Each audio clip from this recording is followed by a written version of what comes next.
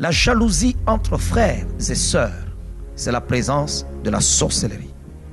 J'ai commencé par dire que dans une famille, c'est l'amour qu'on doit d'abord retrouver en premier. L'amour. Tu es appelé à aimer les membres de ta famille. Lorsqu'on vit dans une famille et qu'on ne sait pas vivre l'amour, ça devient un problème. C'est la présence du diable dans cet endroit-là. Quand vous vivez à un endroit où il y a tellement de la jalousie, vous êtes dans une famille, bien aimé, c'est impossible. C'est contre l'ordre naturel des choses. Tu ne peux pas être jaloux envers ton frère ou ta sœur.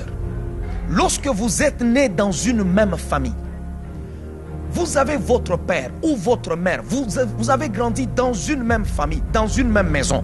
C'est contre nature lorsque ton frère a une belle voiture, lorsqu'il a une maison, lorsqu'il a un bon compte, lorsqu'il a un bon mariage, lorsqu'il épouse une belle femme ou il épouse, je ne sais pas, un homme qui a des moyens, lorsqu'il a étudié plus que toi, lorsqu'il a un travail plus que toi. C'est contre nature que toi, son frère ou sa soeur de sang, tu puisses en être jaloux. C'est de la sorcellerie. Là où vous êtes en train de me suivre, si vous êtes jeune, vous pouvez être dans une même famille, vous trouvez que non, vous êtes enfant, chaque personne aura sa destinée. Nous ne sommes pas supposés vivre la même chose parce que nous sommes nés dans une même famille.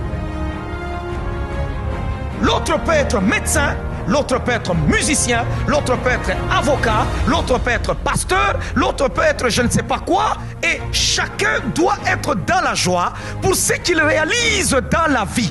Ne porte pas envie sur l'autre. Le premier meurtre a été commis dans l'histoire de l'humanité, pas par un voisin, pas par un ami, mais c'est pas dans la famille. Pourquoi? Parce que l'autre a vu que son frère prospérait et que lui, ses affaires ne prospéraient pas. Alors il a porté envie sur son frère. Je suis en train de dire, toute jalousie de famille ne te détruira pas. Si tu as été victime de la jalousie des familles, je suis en train de te dire maintenant qu'ils ne feront pas de plus grands progrès. N'avez-vous jamais vu des familles, quand vous y entrez, vous trouvez tout le temps des problèmes entre frères et sœurs, mais quand vous regardez où est le problème, vous ne le voyez pas. Chacun a sa maison. Tu manges chez toi, l'autre mange chez lui. Tu as ton mari, l'autre a sa femme. Mais vous vous battez, pourquoi? Parce que personne ne paye l'autre. C'est la sorcellerie. Vous allez voir des gens, ils ont commencé depuis qu'ils sont là. Ils se marient, ça continue. Ils deviennent même des grands-mères, mais ça continue. Ils ne font que se battre. Vous vous battez pourquoi? Expliquez-nous pourquoi vous vous battez. C'est pourquoi Dieu dit à Abraham, quitte la maison de ton père. Ces disputes-là te semblent banales, mais laisse-moi te dire, c'est en train de tuer ta destinée. Derrière chaque esprit, il y a un mandat. Ne soyez jamais de ceux-là qui disent non, non, bon, arrête seulement, c'est ton frère, c'est ta soeur. Non, il y a des actions, il y a des actes que nous ne pouvons pas tolérer chez des gens qui sont supposés être les gens qui doivent nous aimer.